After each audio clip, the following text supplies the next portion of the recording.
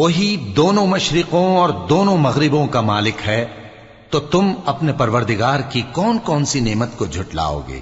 اسی نے دو دریا رواں کیے جو آپس میں ملتے ہیں، مگر دونوں میں ایک آڑ ہے کہ اس سے تجاوز نہیں کر سکتے، تو تم اپنے پروردگار کی کون کون سی نعمت کو جھٹلاؤ گے؟